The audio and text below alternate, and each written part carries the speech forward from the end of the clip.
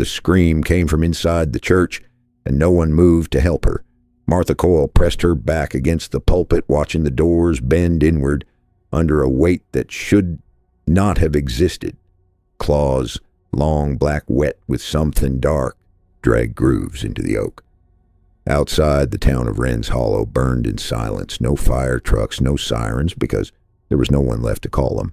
Just the low, rhythmic breathing of something enormous pacing beyond the door, patient, almost amused. They said it was a story, she whispered, her voice cracking against the stone walls. They said the hollow was just a story. The door split, and Martha Coyle became the 431st name no one would ever find. Before we go further into what happened in that church, and what still walks the woods around Wren's Hollow, Missouri, to this day, take a second to hit subscribe and drop a like if stories like this keep you up at night. And tell us in the comments, what country, what city are you watching from tonight? We love knowing how far these old forgotten legends travel. Now pull up a chair, turn the lights down low if you can, because this isn't just a ghost story about a town that vanished. This is the story of a curse that chose its victims one by one, and the man who woke it without ever meaning to. Let's begin.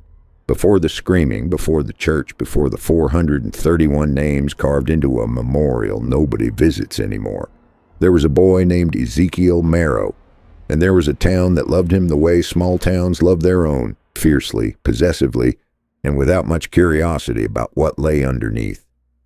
Wren's Hollow sat at the bottom of a valley in the Missouri Ozarks, a place the highway maps forgot to widen. 260 people, one church, one diner, and a tree line that pressed so close to the last row of houses that porch lights barely reached the yard. Ezekiel had grown up in the shadow of that tree line, the son of a preacher who spoke more about sin than mercy, and a mother who died when he was 9 and never got spoken of again. By the time he was 26, Ezekiel had left the hollow twice and come back twice, first for his father's funeral, then 3 years later for good.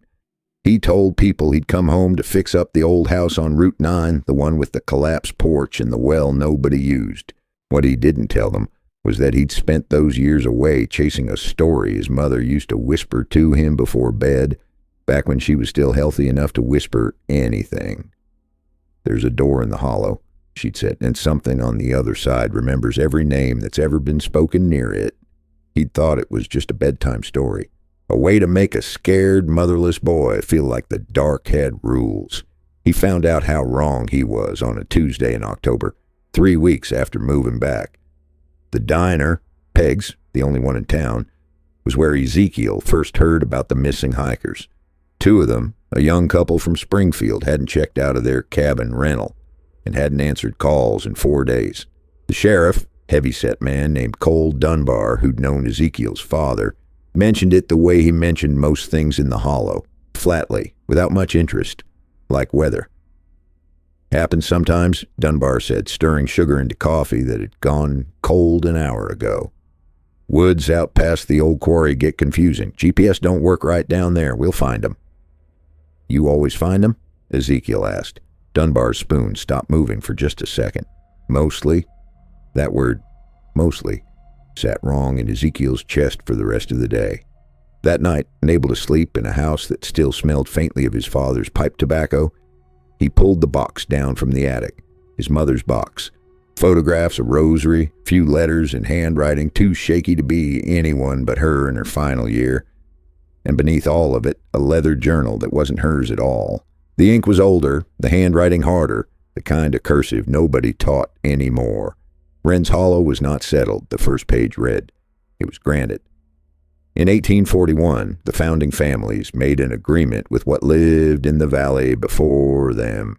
We would keep the names. It would keep the peace. As long as the town remembers what it owes, the door stays shut. Ezekiel read until 3 in the morning, the wind picking up outside, rattling the loose window in his father's old study. The journal spoke of a keeping, a ritual done every generation, though the details grew vaguer the further back the entries went, as if whoever wrote them assumed the reader would already know. It spoke of the ones who wear the second skin, who patrolled the tree line and were owed silence in return for safety. and it spoke in a final entry dated decades ago of a keeping that had failed. Names were forgotten. The ledger was burned in the schoolhouse fire of 1962. We do not know how many are unaccounted for. We only know the woods have been hungrier since. Ezekiel closed the journal, his hands unsteady, telling himself it was nothing. Grief playing tricks, an old man's fevered dream bound in leather. But when he finally slept, he dreamed of amber eyes watching him through his own bedroom window, patient as a held breath. And when he woke, there were 4 claw marks gouged into the sill, deep enough to hold his fingertip. He did not sleep in that room again. 3 days later, the hiker's rental cabin was found empty, beds made, coffee still in the pot, and a smell in the woods behind it that the search dogs refused to follow. The church records room smelled like mildew and old candle wax, and Pastor Wilhelm Sorrow, a stooped man in his 70s who'd inherited the pulpit from Ezekiel's father 12 years ago, hadn't wanted to open it. "There's nothing in there but water damage and mouse nests," Sorrow said, keys trembling slightly in his spotted hand. "Your father kept that room locked for a reason, son." "He's not here to ask anymore," Ezekiel said. "I am." Sorrow's eyes flicked toward the tree line, visible through the vestry window, then back to Ezekiel, and something in his face softened into something closer to grief than caution. He handed over the keys without another word. The records room hadn't been touched in years. Cobwebs stretched between filing cabinets, and the single bulb overhead buzzed like a trapped insect. Ezekiel worked through the night, prying open drawers that hadn't been opened since the Carter administration, until his fingers found what the journal had promised him, a ledger bound in the same cracked leather as his mother's book, its spine stamped with a single word, Marrow. His own name. He opened it with hands that weren't quite steady and found generations of his family's handwriting going back to 1841. Names, dates, a strange annual rhythm. The keeping held every October in the clearing past the old quarry where the creek bent like a broken elbow. Each entry was brief. Account of the town's dead reported. Account of the town's living confirmed, a single phrase repeated at the bottom of every page in every different hand across 140 years. The hollow remembers. The debt is paid. The peace holds. Until the last entry, written in his father's unmistakable slanted print, dated the October before Ezekiel had left for college. "I cannot do this anymore. Ezekiel does not know. I will not make him carry what I could not carry. Let the peace end with me." Ezekiel sat on the floor of that room until dawn broke gray through the single window, the ledger open in his lap like something that might bite him. His father, a man who preached mercy from a pulpit and cruelty at the dinner table, who had never once mentioned a curse, a pact, or a duty older than the town itself, had known, had carried it alone for years, and had simply stopped, the way a man stops paying a debt he's decided he'd rather not owe, without considering what collectors might come looking for the difference. 14 years, 14 Octobers without a keeping. Ezekiel did the math with a cold, sick feeling climbing his throat, and it matched, almost exactly, the timeline etched into a small brass plaque he'd walked past 100 times outside the sheriff's office without ever reading closely. A memorial to the missing of Wren's Hollow, 1841 present. The names beneath it, carved in neat rows, thickened dramatically in the last decade and a half. Hikers, truckers, who'd taken the wrong exit off the interstate. 2 teenagers who'd gone looking for cell signal, an entire family of 4 in one October, never found. He found Sheriff Dunbar at Peg's again, same booth, same cold coffee, and slid the ledger across the table without a word. Dunbar looked at it for a long moment before pushing it back, untouched, his jaw tight. "Your daddy asked me once," Dunbar said quietly, "what I thought would happen if the Hollow just stopped believing, stopped keeping the old ways." He wrapped both hands around his mug like it was the only warm thing left in the room. "I told him nothing would happen, that it was just an old story families told to keep their kids out of the woods after dark." And now, Dunbar's eyes, when they finally met Ezekiel's, held something Ezekiel had never seen in them before. Not doubt, certainty and the particular exhaustion of a man who'd been proven right about the worst possible thing. "Now I've stopped saying it's nothing," Dunbar said. "Now I just try to make sure the searches don't go past the quarry road after sundown, because the ones that do—" He stopped himself, shook his head once, hard. "You want my advice, son? Burn that ledger. Sell the house. Get back on the highway, and don't look in your mirror till you hit the state line." Ezekiel thought of the claw marks on his windowsill, of amber eyes watching him sleep, of a debt 14 years unpaid, and a family name stamped on the only book that seemed to know how to pay it. "I can't," he said. "It's already looking for me." The quarry road hadn't seen a maintained surface since the quarry itself closed in the 70s, and Ezekiel's truck bottomed out twice before he gave up and walked the last half mile. His father's ledger zipped inside his jacket like something that might escape if he wasn't careful.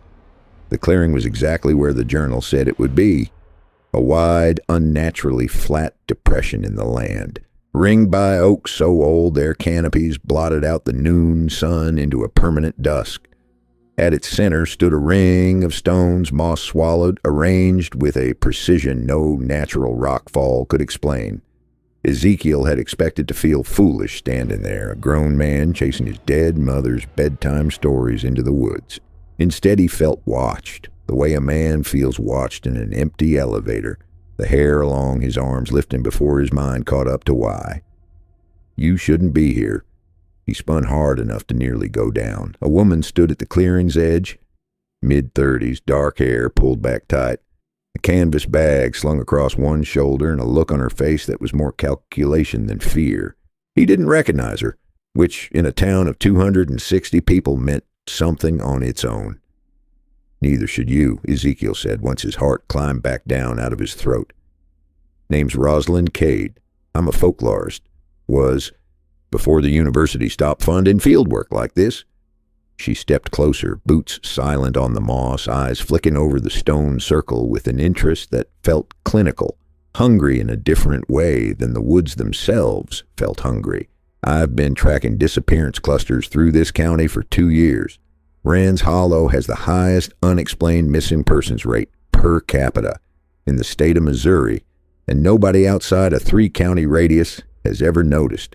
Because nobody outside a 3-county radius has ever looked. You're here for a paper. I'm here for proof."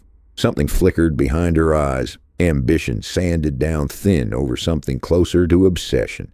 "Do you know what's actually out here, Mr. Marrow? Ezekiel Marrow." Rosalind went very still. "Marrow," she repeated like tasting a word. "That's the name in every county record I could dig up going back to statehood. Land grants, church deeds, even a handwritten notation in a probate file from 1962, right around the time the old schoolhouse burned, something about a keeping interrupted." She studied him now with new intensity. "You're not just a local, you're the local, the one whose family this all traces back to." Ezekiel didn't answer, which was answer enough. They searched the clearing together through the gray afternoon, an uneasy alliance built on mutual need. His knowledge of the ritual's shape, her 2 years of collected fragments, newspaper clippings, half-redacted county reports, a photograph from 1962 of the burned schoolhouse with something dark and long-limbed, barely visible at the frame's edge, dismissed at the time as a smoke artifact. Rosalind had theories: old pact, old debt, old hunger, given form and permission by a town's collective forgetting. Ezekiel had the one thing she didn't: a bloodline the debt was actually addressed to. It was Rosalind who found the second ring of stones, smaller, hidden beneath a fall of dead leaves 20 yards past the first, and it was Rosalind who found beside it the boot, waterlogged, half-buried, a hiking boot with a Springfield Outfitters tag still legible inside the tongue. Neither of them said the couple's names out loud. They didn't have to. The light was failing fast by the time they turned back toward the trucks, the oaks swallowing what little afternoon remained, and it was the silence that changed first. The bird song that had followed them all day simply stopping all at once, like a held breath. Ezekiel felt it before he heard it. A weight in the air, a pressure behind his sternum, the same sensation he'd had staring at his own bedroom window 3 nights running. "Don't run," Rosalind whispered, though her voice shook badly enough to betray the advice. "Whatever happens, don't run." It came through the tree line without sound, which was somehow worse than if it had roared. 7 feet at the shoulder, when it finally rose onto 2 legs at the clearing's edge, fur the color of wet ash, eyes the exact amber his dream had promised him 3 nights before. It did not lunge. It did not need to. It simply stood, watching Ezekiel with an attention that felt older than the trees around it, older than the town, older than the name stamped on the ledger zipped against his chest. Then, low and guttural, unmistakably a voice shaped by a throat that had once, perhaps still, belonged to something closer to a man. It spoke a single word into the dying light. "Marrow." Ezekiel's legs went to water. Beside him, Rosalind had gone completely, utterly silent. Her recorder, he realized distantly, still running in her shaking hand. The creature tilted its head, amber eyes narrowing with something that might, in a human face, have been called patience running out. 14 years, it said. "You are late." Rosalind didn't speak again until they were back inside Ezekiel's truck, doors locked, engine running, though neither of them had the composure yet to drive. Her recorder sat between them on the bench seat, the small red light still blinking, having somehow, miraculously or not, captured every word. "It knew your name," she finally said, "before you told it. It's known my name longer than I have." Ezekiel's hands wouldn't stop shaking on the wheel. It said 14 years. That's exactly how long since my father stopped. They drove straight to the sheriff's office, and Dunbar took one look at both their faces before locking the front door behind them and lowering the blinds, a gesture that told Ezekiel more than any words could have that whatever came next wasn't going to be a conversation between a sheriff and 2 townspeople. It was going to be a confession. "Sit down," Dunbar said. "Both of you? And you?" He nodded at Rosalind's recorder, still clutched in her hand. "That thing goes off or I stop talking." She clicked it off. Dunbar exhaled like a man setting down a weight he'd carried so long he'd forgotten what it felt like to stand up straight. 19 years ago I had a daughter," he said. "Ruthie, 8 years old, dark hair like her mama's. She wandered off past the quarry road during a church picnic, and by the time anybody noticed, the light was already going." His jaw worked, and for a moment the town's stoic sheriff looked like nothing more than an old man revisiting the worst hour of his life. "Your father was already 6 years into not doing the keeping by then, though I didn't know that at the time. Nobody did. I just knew my little girl was out there and the search dogs wouldn't cross past the second stone ring for anything." "You found her?" Rosalind asked quietly. "I found what led me to believe she was already gone." Dunbar's voice cracked on the word "gone," and he let a long silence sit before continuing. "I went back out there myself, alone, 3 nights later. I'd heard the same stories your mama used to tell you, Ezekiel. Everybody who grew up here heard some version. I thought, if there's a debt, maybe a father's grief is worth something as payment. Maybe I could bargain." "What did you offer it?" "Everything," Dunbar said simply. "My silence, my badge, if it wanted it. I told it I'd make sure nobody official ever came looking too hard at what happened in these woods ever again if it just..." His voice failed entirely for a moment. "If it just let her go?" "It didn't," Ezekiel said. Not a question. "It told me the keeping wasn't mine to offer, that my grief wasn't currency it could spend."